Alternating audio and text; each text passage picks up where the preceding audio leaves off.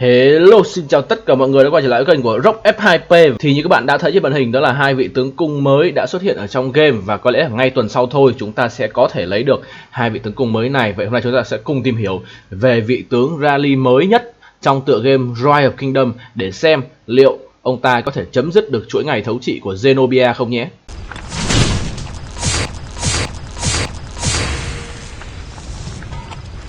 Đầu tiên chúng ta cùng tìm hiểu xem cách để các bạn có thể lấy được vị tướng Gigamed, vị tướng cung mà mình có thể nói các bạn với ngoại hình mà mình rất là thích và chắc chắn sẽ nằm ở top những vị tướng mà có ngoại hình mình đánh giá là ngầu nhất trong game, với cái body có thể nói là khá là đô.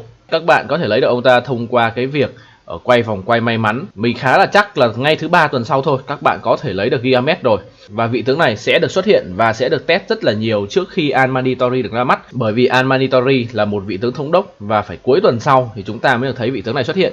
Nhưng Gigamed thì khác. Gigamed với việc là một tướng vòng quay thì ngay vào hôm thứ 3 tuần sau thôi chắc chắn là sẽ có một số người sống hơi vội thì họ sẽ mắc ngay lập tức. Sở hữu cho mình bảng tài năng là cung thủ, chinh phục và kỹ năng thì gần như Gigamed chắc chắn sẽ là một tướng sử dụng để rally chủ yếu. Nhưng chúng ta sẽ tìm hiểu xem đó là liệu F2P có thể dùng Gigamed để đánh open field không vào phần cuối của video. Về bộ skill của Gigamed, chúng ta có skill 1 là một skill sát thương đơn mục tiêu. Ở cấp độ max sẽ cho chúng ta sát thương là 1500 và đồng thời giảm sức khỏe, tức là giảm máu của mục tiêu đi 30% trong 3 giây. Nếu mà mình được đánh giá một cách đúng đắn ấy, thì 1500 là một hệ số sát thương thấp đối với một tướng mà hiện tại là thế hệ thứ 5 rồi. Đặc biệt đây là skill sát thương đơn mục tiêu. Nếu chúng ta đem so sánh với kỵ thứ 5, đó là hạng vũ. Hạng vũ có một skill rất là tương tự như Gigamed, đó là cũng giảm chỉ số phòng thủ của đối phương trong 3 giây và đồng thời gây sát thương 1700 lên 3 mục tiêu. Rõ ràng là nếu mà so với Gigamed thì hạng vũ ông ta gây sát thương tốt hơn rất là nhiều. Hoặc nếu chúng ta đem so sánh với vị tướng bộ binh ra mắt trước Gigamed không lâu, cũng là một tướng bộ binh hệ thứ 5, đó chính là Chell Junjeong, thì Chell có hệ số sát thương lên tới 1700, cũng là sát thương đơn mục tiêu, đồng thời có thêm một cái hiệu ứng phụ, đó là khi mục tiêu còn dưới 30% máu sẽ được thêm 300 sát thương. Thì rõ ràng là sát thương của các tướng thế hệ sau bây giờ ấy, 1500 là con số rất là ít. Và có lẽ là trong các tướng thế hệ sau thì Gigamed sẽ có hệ số sát thương cao hơn Pakka, khi mà sát thương của Pakka nữa là sát thương đơn mục tiêu và chỉ là 1300 thôi. Và như mình đã nói, Pakka thì thật sự là skill 1 cũng không phải là một skill gây sát thương quá nhiều, khi mà Pakka là một vị tướng có bảng talent phòng thủ. Chính vì vậy nên bộ skill của ông ta cũng thiên một chút về cái việc là trâu bò hơn. Như vậy thì Lilith đã cho chúng ta một cái hiệu ứng giảm sức khỏe, và cái hiệu ứng đó gần như để đánh đổi với cái lượng sát thương còn thiếu. Và trong tựa game Rise of Kingdom ấy, đối với những việc mà có những cái debuff giảm sức khỏe cũng như là giảm thủ ấy, cái trận chiến càng lâu thì những cái skill này sẽ càng phát huy tác dụng nhiều. Đặc biệt là với cái bảng tài năng nhánh kỹ năng ấy thì Gigamed sẽ có tốc độ ra skill nhanh hơn.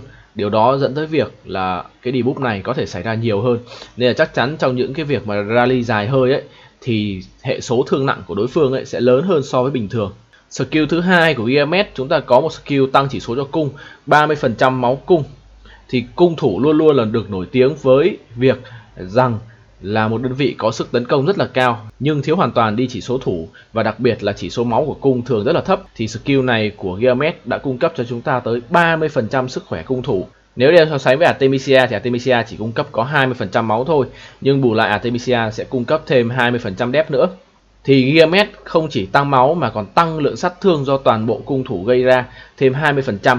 Và có một cái điểm này mà mình đánh giá là sẽ là một cái có lợi cho rally trong những phiên bản tiếp theo, đó là toàn bộ sát thương của cung thủ gây ra tăng thêm 20% cho quân địch dưới 50% đơn vị, tức là thấp hơn 50% máu. Thứ nhất, skill này rất là dễ kích hoạt khi các bạn rally công trình trong game, bởi vì gần như khi rally vừa đụng công trình một thời gian rất ngắn thôi, khoảng 10-15 giây là máu của đối phương đã tụt xuống dưới 50% rồi, tức là skill này sẽ được kích hoạt rất là nhanh. Ví dụ đi, một trận chiến 10 phút, gần như là khoảng 9 phút 50 giây là hiệu ứng của cái skill này đã được kích hoạt. Thứ hai, một cái điểm nữa sẽ có lợi cho bên rally, đó là tăng sát thương này nó không yêu cầu rằng đội quân chỉ bao gồm cung thủ nha các bạn. Tức là bạn có thể có việc nhét sai quân một chút không hề ảnh hưởng, các bạn sẽ không bị mất skill này.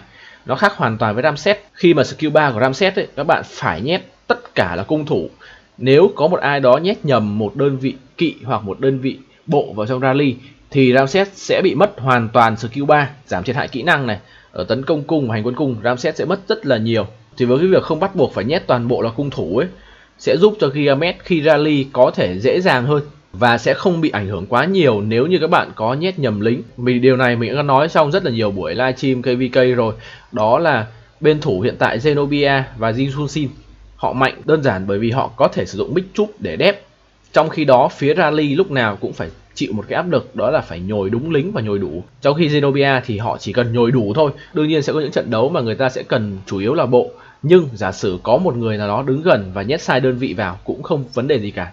Thì đây là một cái điểm đánh giá là khá là hay, và chắc chắn là nó sẽ giúp cho bên Rally cũng có lợi hơn về những trận chiến dài hơi. Skill 3 của Gilgamesh, skill luật vua. Đây là một skill Rally, đó là thưởng tấn công của cung thủ thêm 20% ở cấp độ max, đồng thời sẽ tăng một stack cung thủ mỗi 6 giây và kéo dài 10 giây, cộng dồn tối đa 6 lần. Thì đối với 6 stack này chúng ta sẽ đạt được 6 stack max ở khoảng 30 giây. Thì đây là một cái boost tăng công gián tiếp cho cung thủ thôi. Đặc biệt là những cái tướng đời mới hiện tại. Nếu như những tướng đời cũ ấy, thì các bạn sẽ có cái boost đơn giản, ví dụ như là thưởng tấn công cung thủ 40%.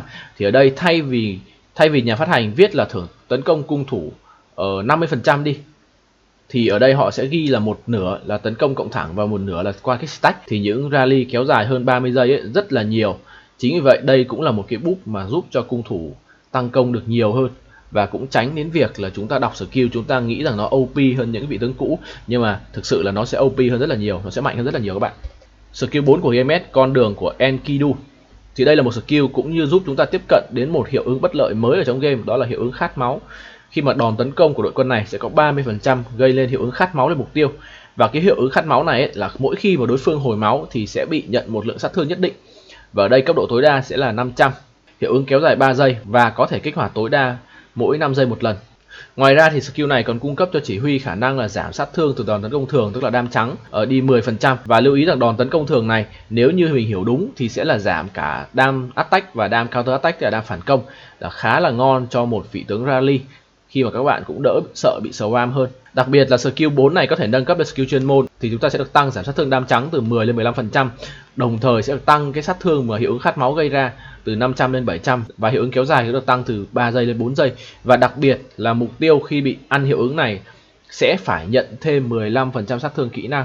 Thì vấn đề lớn nhất mà bây giờ mọi người đã đặt ra câu hỏi cho Gilgamesh ấy, đó là liệu cái hiệu ứng khát máu này sẽ gây đam như thế nào. Mình ví dụ recharge, khi mà recharge búp hồi máu, recharge sẽ hồi máu một lần là sẽ ăn 700 đam đỏ, ok. Sau đó cái hiệu ứng quân y của nhánh talent phòng thủ cũng nhảy, thì liệu recharge có ăn đam tiếp không? Thứ hai là Zenobia, chúng ta có thấy Zenobia hồi máu không phải là hồi một cục mà hồi rất nhiều lần. Vậy liệu mỗi lần thì skill này nhảy một đam ư? Và nếu thật sự như vậy thì cái skill này cực kỳ bá đạo luôn, bởi vì đối với những vị tướng mà nhảy máu đến 3-4 lần đấy thì hệ số sát thương của skill này có thể lên tới 700 x 2, 700 x 3, thậm chí là 700 x 4 là 2800. Cái này thì mình chưa chắc chắn lắm. Mình nghĩ là nếu mà như vậy thì sẽ hơi bị bá đạo quá, nên là chúng ta cần thời gian để vị tướng ra mắt và test, và có lẽ tuần sau thôi chúng ta sẽ được giải đáp về cái vấn đề này. Như vậy thì đọc qua về bộ skill của Gilgamesh, chúng ta có thể thấy rằng đây là một bộ skill khá mạnh, và vì là một tướng rally nên nếu chúng ta sử dụng vị tướng này để rally thì gần như chúng ta phải max skill. Có một điều nữa mà cũng nhiều F2P thắc mắc, đó là liệu vị tướng này có thể sử dụng để đánh open field không? Thì ở đây với bộ skill Gilgamesh thì gần như vị tướng này nếu sử dụng ở open field ấy rất là khó để phát huy hết hiệu quả. Và nếu những người chơi F2P mà muốn lên Gilgamesh để sử dụng thì mình nghĩ rằng ở mức skill là 5 5 1 1 thì Gilgamesh hoàn toàn có thể sử dụng được. Đương nhiên nếu mà chúng ta so với lại Artemisia 5511 hoặc là Nebul 5511 thì Gilgamesh chắc chắn sẽ không thể nào mạnh bằng được. Đơn giản bởi vì skill 1 chỉ là skill sát thương một mục tiêu. Skill 2 thì sẽ tăng chỉ số cho cung, mình rất là ok. Đánh open field thì chúng ta cũng không cần sử dụng skill 3, skill rally. Và ở skill 4 này, nếu ở cấp độ 1 chúng ta sẽ có giảm sát thương 2%, nó không quá cao, nhưng chúng ta sẽ có được cái hiệu ứng khát máu. Thì với 30% không thay đổi ở cấp độ 1 và cấp độ 5 thì chúng ta sẽ có tỷ lệ kích hiệu ứng khát máu cũng rất là nhiều. Ở đây chúng ta sẽ bị mất đi một ít đam và một ít độ trâu ở cái việc giảm sát thương trắng, cũng như rằng chúng ta sẽ không có được cái hiệu ứng mà tăng sát thương kỹ năng nhận vào 15%. Mình nghĩ rằng là trong một đạo quân 5 đạo ấy, các bạn có một skill mà tăng sát thương nhận vào 15% như này ấy, thì rất là ngon. Bởi vì đa số hiện tại meta thì chúng ta sử dụng đam đỏ rất là nhiều. Nó sẽ có tác dụng không chỉ cho riêng bạn mà cho những cái đồng đội của bạn nữa, khi mà họ ra skill lên cái đơn vị đó ấy, sẽ cắt máu rất là nhanh. Thì một người chơi mà sở hữu Gilgamesh Max ấy, chắc chắn đánh open field sẽ là một đội quân mà cắt máu và dứt điểm đối phương rất là tốt. Nhưng mà điều ở Gilgamesh thiếu ấy, đó là cái hiệu ứng slow.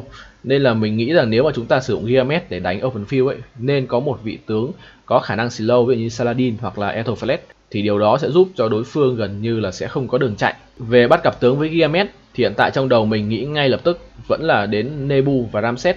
Thì Ramses với khả năng miễn giảm hiệu ứng hồi máu của mình kết hợp với cái khả năng mà khát máu mới từ Gilgamesh ấy, gần như sẽ counter triệt để Zenobia luôn. Và mình khá là chắc chắn rằng cái cặp rally này sẽ lời kill so với lại bên Zenobia, bởi vì Zenobia sẽ mất đi một cái yếu tố mà có thể nói là khiến cho Zenobia trở thành một vị tướng hot như bây giờ, đó là yếu tố hồi máu. Có lẽ nhà phát hành nhận ra là cái khả năng giảm hiệu ứng hồi máu của Ramses chưa thật sự đủ ấy, thì họ quyết định ra thêm Gilgamesh nữa để tăng thêm hiệu ứng khát máu lên. Thì mình rất là hóng xem là liệu cặp đôi này thứ 3 tuần sau rally liệu có ăn được Zeno không. Mình nghĩ tỷ lệ khá cao là sẽ chây có lời nha. Và nếu như mà chây có lời được Zenobia thì chúng ta sẽ đón chào một cái meta mới, đó là một meta mà trong một rally đép đèo ấy, họ phải sở hữu đến 2 đến 3 key khác loại để có thể swap qua lại liên tục.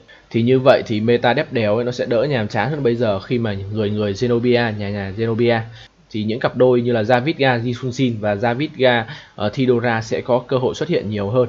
Vị tướng cung thứ hai mà mình nghĩ rằng cũng kẹp với lại Gilgamesh để rally hoặc là đánh open field cũng khá là tốt, đó chính là Nebuchadnezzar. Thì skill của Nebu, skill 1 mình sẽ không bàn gì nhiều, một skill khá là đơn giản đối với một tướng đời mới. Nhưng mà ở Nebu sẽ cung cấp tiếp cho Gilgamesh thêm 30% phòng thủ và 15% tốc độ hành quân. Thì 30% phòng thủ kết hợp với 30% máu của Gilgamesh ấy sẽ khiến cho cái cặp rally này trở nên trâu hơn rất là nhiều. Và cái thưởng tốc độ hành quân cung thủ ấy cũng giúp cho việc đánh open field giữa Gilgamesh và Nebu có thể tốt hơn. Thì mình nghĩ rằng đối với cặp đôi mà Gilgamesh Nebu ấy thì Gilgamesh sẽ đi chính để lấy cái hiệu ứng debuff giảm máu của đối phương. Như vậy thì Nebu bắn ở phía sau ấy sẽ có lợi hơn. Tiếp đó chúng ta có Cyrus. Đối với Cyrus và Gilgamesh thì chúng ta sẽ có một bộ đôi sở hữu sát thương một mục tiêu cũng như là debuff rất là mạnh, khi mà Cyrus sẽ tiếp tục khiến đối phương tăng sát thương nhận vào nữa. Và mình khá là chắc rằng cái việc mà tăng sát thương của Cyrus ấy và việc mà tăng sát thương kỹ năng nhận vào từ Gilgamesh sẽ có stack chồng lên nhau, bởi vì hai hiệu ứng này là hai hiệu ứng hoàn toàn khác nhau. Khi mà tăng sát thương từ Cyrus là tăng sát thương từ mọi nguồn, còn tăng sát thương kỹ năng của bên Gilgamesh ấy là tăng sát thương kỹ năng. Như vậy thì khi mà ăn hai cái debuff của hai vị tướng này thì chắc chắn đối phương sẽ yếu đi rất là nhiều. Đặc biệt ở skill 4 của Cyrus là một skill mà cần bị swarm thì mới được sử dụng phát huy nhiều. Thì từ đó thì với việc mà giảm sát thương trắng nhận vào cũng như là tăng chỉ số máu thì Gilgamesh Cyrus cũng là một lựa chọn mình nghĩ rằng để đánh open field hoặc là rally khá là tốt. Về Artemisia thì mình không cho rằng Artemisia với Gilgamesh sẽ là một lựa chọn hay, bởi vì Artemisia sẽ có tốc độ ra skill rất là chậm, trong khi đó thì Gilgamesh cần phải ra skill càng nhiều càng tốt để lấy cái debuff mà giảm máu của đối phương ấy. Nhưng bù lại thì Artemisia sẽ có khả năng AoE để bù lại cho Gilgamesh và đồng thời cũng cung cấp khả năng phòng thủ. Thì mình nghĩ rằng Artemisia và Gilgamesh ấy cũng sẽ là một cái lựa chọn gì đó khá là hay, tương tự như là Artemisia Tomirid ở trên open field thôi. Nhưng mà mình nghĩ rằng sẽ có những lựa chọn tốt hơn. Ngoài ra thì chúng ta vẫn có Ji gần như là một vị tướng mà có thể sử dụng với mọi vị tướng ở trong game. Thì Gilgamesh Ji sẽ là một cặp đôi mà có sát thương là nhiều và sẽ thiếu đi rất là nhiều yếu tố khác như là yếu tố debuff và chỉ số, khi mà Ji sẽ cung cấp cho một cái lượng sát thương kỹ năng rất là lớn thôi. Và vừa rồi là video của mình về vị tướng mới nhất trong tựa game Rise of Kingdom, Gilgamesh. Và liệu các bạn cho rằng mình có bỏ lỡ một chi tiết nào thú vị của vị tướng này không? Cũng như là liệu các bạn nghĩ rằng vị tướng này có thể đánh bại được Zenobia thì các bạn có thể bình luận ở phía bên dưới để chúng ta có thể cùng thảo luận thêm. Và video của mình đến đây là kết thúc rồi. Hẹn gặp lại tất cả các bạn ở những video sau. Bye bye.